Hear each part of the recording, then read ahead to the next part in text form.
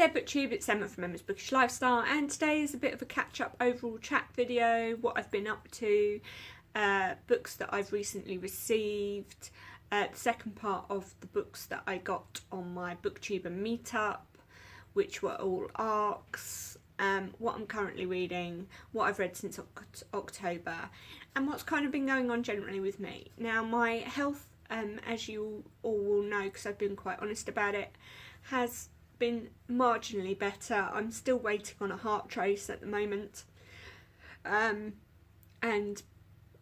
possibly an echocardiogram, but I'm not 100% sure yet when that's going to take place or what's happening. I've been off now for a total of 4 weeks, and I am, although loving the fact that I can be at home and read and stay on top of my housework, I have, like every other normal human being, mortgage and house bills to pay, so I am returning back to work on Monday, and hoping that I can ease myself in a reasonable pace, that I'm not going to get too overwhelmed in the first week or so. I am going back full time, and I'm really keen to go back. I love my job, or the people that I work for, and I'm in a new job, so there's nothing, you know, not to go back for, basically. I've got friends there, and it will be nice to catch up with everybody and see what's happening. Now, last weekend I was at Milton Keynes Theatre, and I went to see Will Young and Louise Redknapp in the current adaptation of Cabaret. Now, that was an absolutely astounding show. Will Young played the kind of comedy element, and Louise Redknapp played Sally Bowes' character. I don't know how many of you are familiar with the premise of the story, but basically it is based around a couple and a nightclub in a part of Germany at the beginning of World War II, basically before the Nazis rise to power, before Hitler rises to power, and the impacts and the gradual decline, with obviously the politics and everything surrounding it. Now, Will Young's character, sorry, I'm just going to take a slurp of drink because I'm a bit...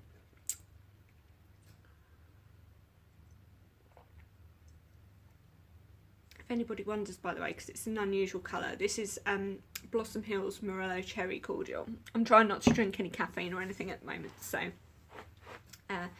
that's what I'm trying to do there. Always under guard by my little nonny. Yeah, so it was a phenomenal piece of acting and singing from both the cast and from the two leads. Will Young did an amazing job of portraying the comical elements, which obviously takes the heavy burden away from some of the serious issues that it faces in the first half. But towards the end of the show, without giving any spoilers, it truly does blow your mind, and Will Young at the end brought tears to my eyes. So highly recommend it if you can get tickets in the UK, in your area. I don't know if it's travelling anywhere else. I think it was just a limited set of tickets, so if you can go, I highly recommend it. In regard to what I've been reading in October, it was Autumn Readathon, but prior to that I read The Iron Age by Aja Kajermo, which I gave 2 stars to. I can't remember if I've mentioned this before, so apologies if I'm duplicating myself. But yeah, I was extremely disappointed in the ending to that book, so unfortunately I only got 2 stars from me. I also read from my library Death Note Black Edition Volume 2, which is a manga comic book series, and thoroughly enjoyed it. It was a 4-star for me. The premise and the build-up of the tension between the main bad guy, so to speak, and the people trying to solve the crimes is really starting to build up now, so I'm thoroughly enjoying that.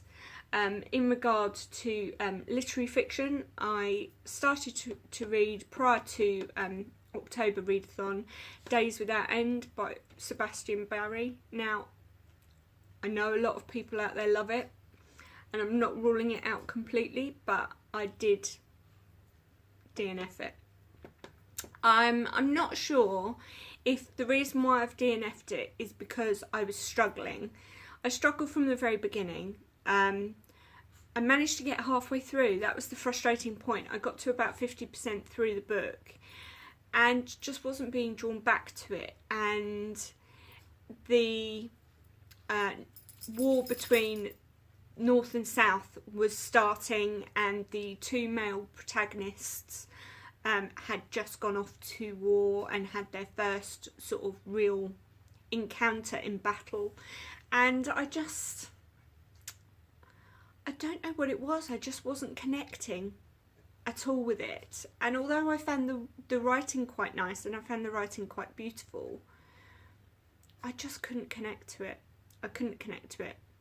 I'm not going to say that DNF is a permanent DNF, however.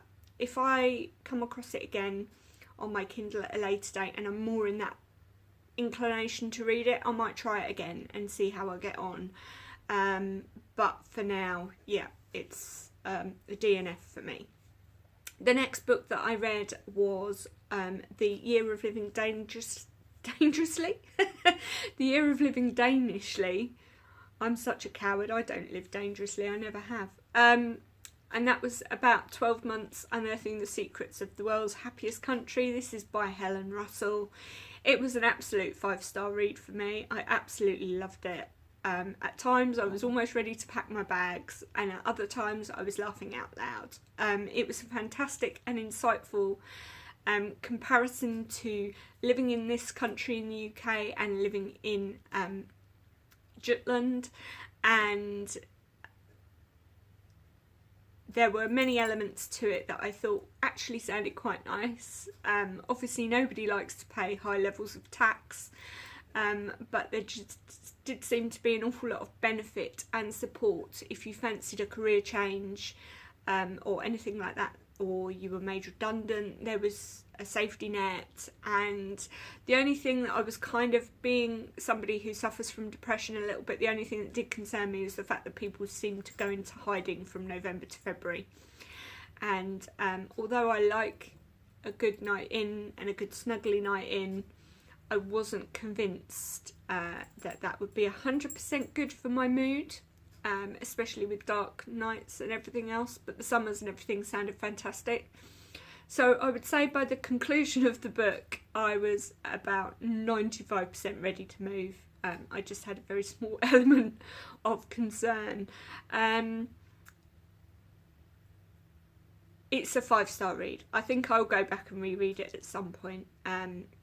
It has opened my eyes to living possibly in a European country rather than living in the UK. I know obviously with Brexit and everything that's going to make things a lot more difficult, and in reality it's not going to happen anytime soon. I have a beautiful 9-year-old girl in my life that I will not be leaving the country for. I will be staying here for. So yeah. In regards to the rest of Autumn Readathon, I read Autumn by Ali Smith and absolutely loved that. That was also a 5-star read for me. I had quite a good month in the end of October, beginning of November.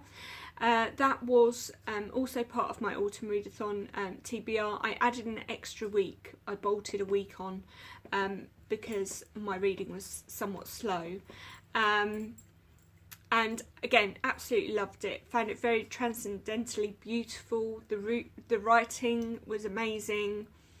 I'd never read Ali Smith before. I will be reading some of her back catalogue. I know Winter has just come out, so that's been added to my TBR.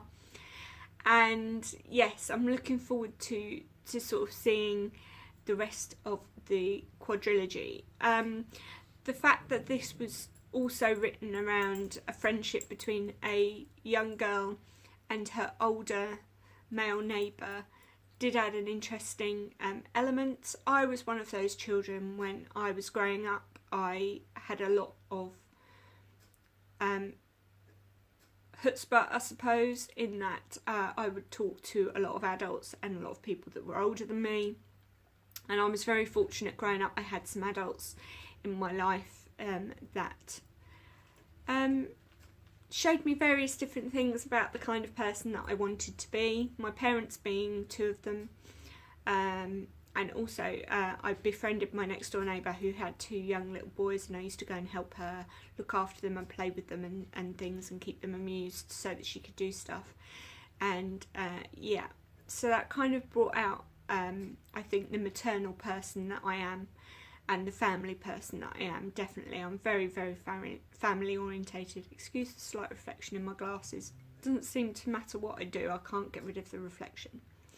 So I also read, as part of my autumn readathon, 2 graphic novels. I haven't finished Injection yet, so I did read Low Volume 3 and concluded that, which was Shore of the Dying Light.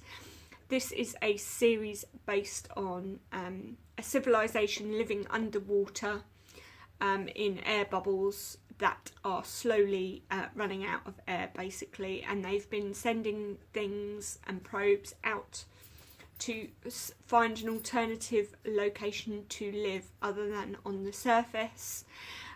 This is the 3rd in a series, so I won't digress too much with information, because obviously if you've not read it, it will give you spoilers. This one was only 3 stars for me. I didn't find it was as compelling as the first 2.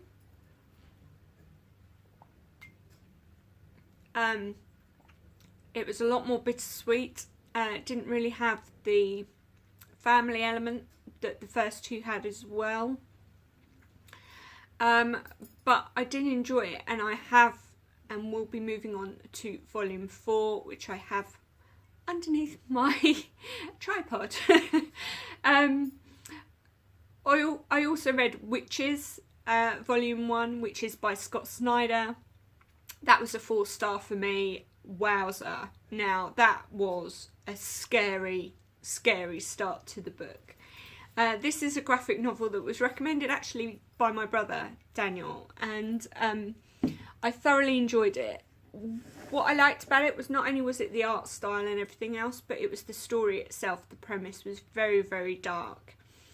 It basically is around witches that are basically given human lives, predominantly children, for sacrifice, so that the people that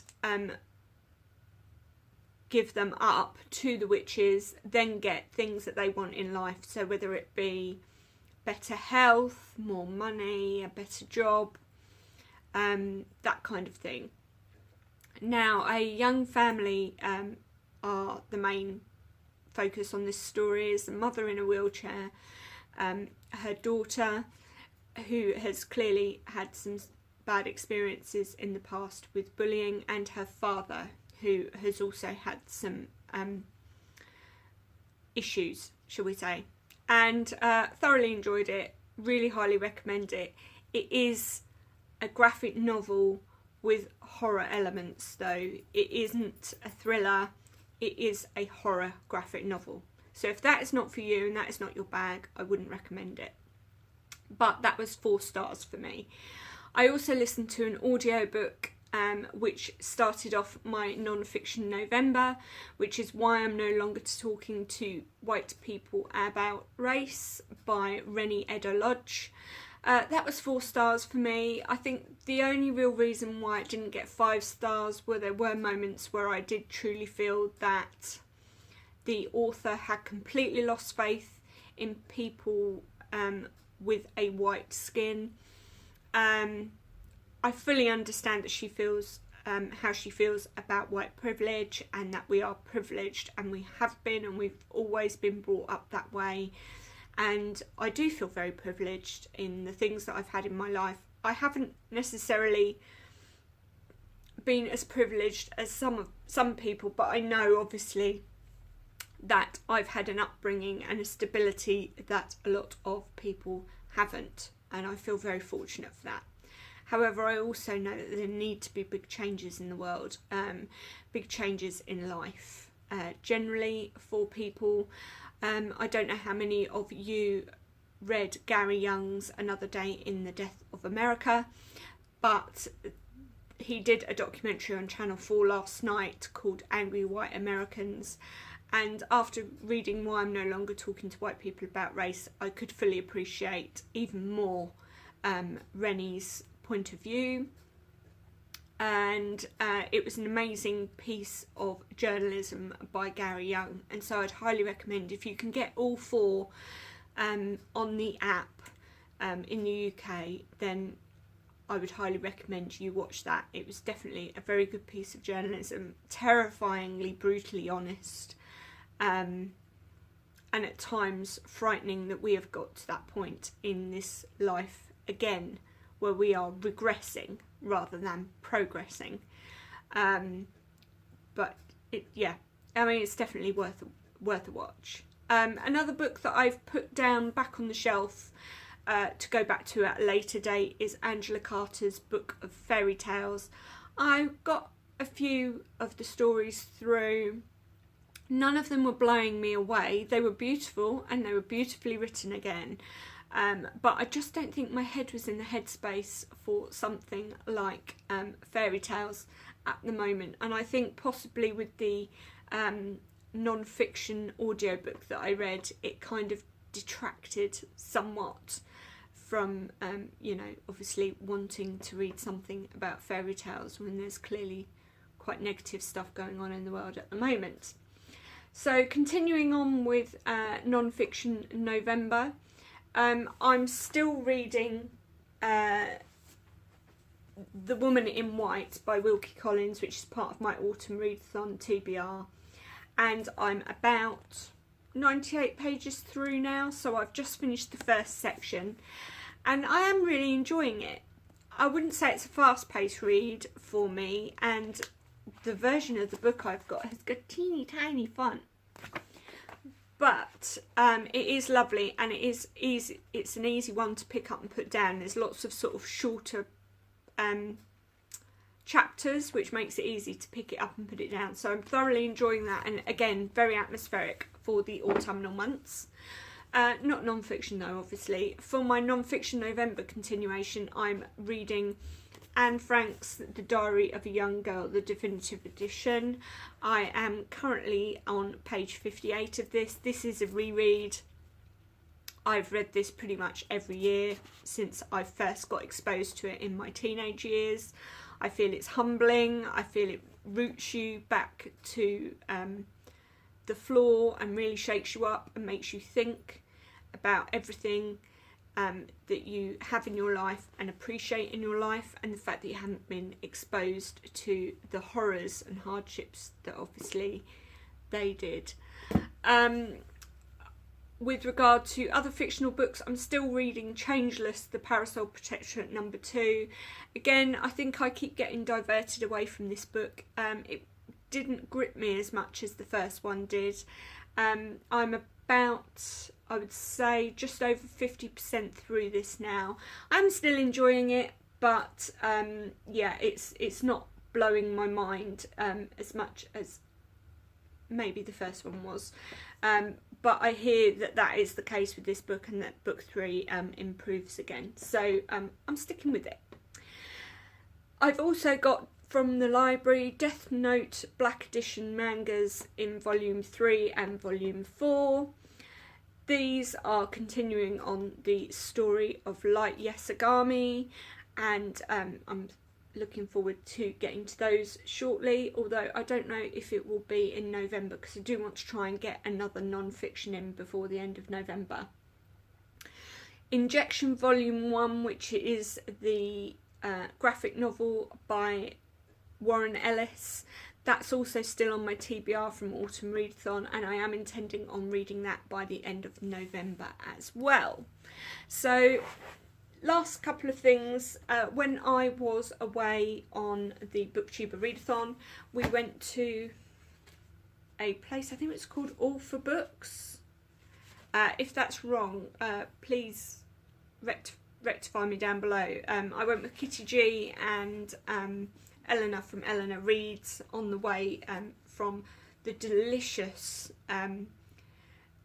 vegan yogurt ice cream shop where I had this amazing Parma Violet ice cream. I cannot tell you.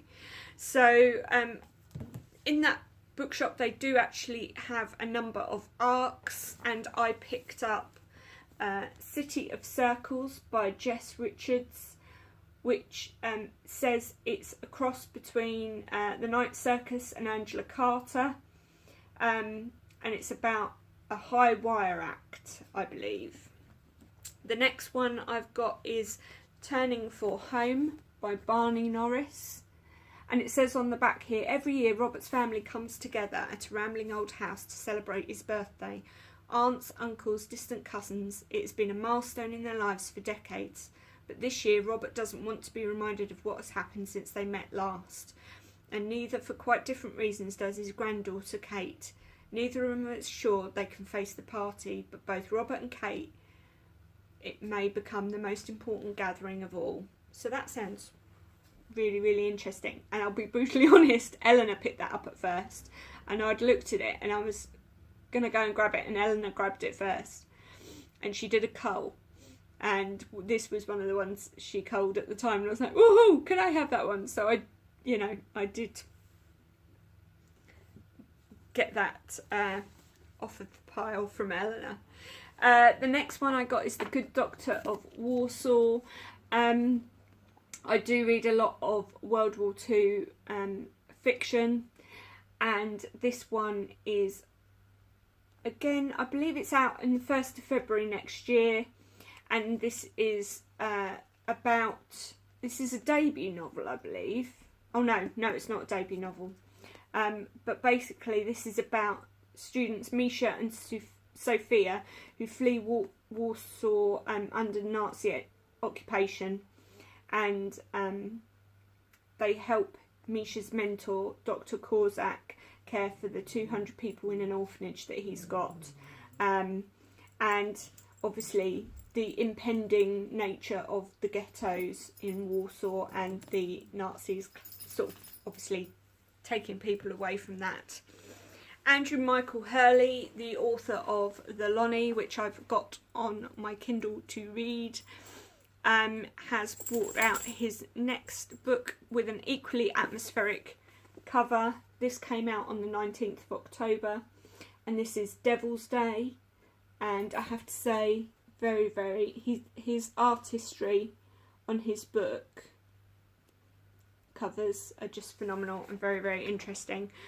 I don't know much about it other than when I picked it up and opened the book, it's upside down. Not only is it upside down, it's back to front. It's like reading a Japanese manga. So whoever banned this particular edition, I think I might see how I get on with it, but I might just treat myself to the ebook of it with The Lonnie so that I can read that in the upcoming months. As I said to you previously, I know this video is getting on, but I haven't done a video for a while, so I hope you'll bear with me. I did get a couple of books on my Kindle this month, and the first is John Marr's The Good Samaritan, which is a thriller based on a woman who is taking calls for the Samaritans and convincing people to kill themselves, and I think a family member then tries to locate her and find out what's going on. I also downloaded another book called Trojan by Alan McDermott. Now I know Val McDermott does a lot of crime thrillers. I've not read anything from her husband, so I'm interested to see where we go with that. And then I've got The Dry by Jane Harper, which I'm hoping to read shortly. and I've got one other audiobook which I cannot remember for the life of me, but it's I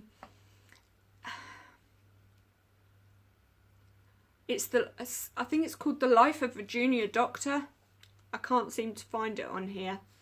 But it's about the life of a junior doctor, basically, and it's a non-fiction, and again, it's an audiobook, so I'm hoping to slot that in prior to the end of the month. So that's everything that I've got at the moment. In regard to forthcoming things that are going to be happening, obviously apart from the return to work, I do have an outing this weekend, and I also have a new arrival to my family, and that is my mum and dad's new baby puppy Cooper. He's a Shih Tzu, and if I can get a chance, I'll try and insert a cute little picture here for you. He joins my family this week, and so let the carnage commence, basically. Nothing can beat the love of a puppy and the misadventures of training them and falling in love with them, obviously. So I hope you're all well, BookTube. I hope you've enjoyed this video. Sorry it's gone on, I know it's 26 minutes, and if you've stayed to the very end, thank you ever so much, and I truly appreciate it. As I'm going back to work, I will try and endeavour to do shorter videos moving forward, just to keep you in the loop as to what I've been up to and what I'm currently reading. And in the meantime, I'll speak to you soon. Take care for now. Bye.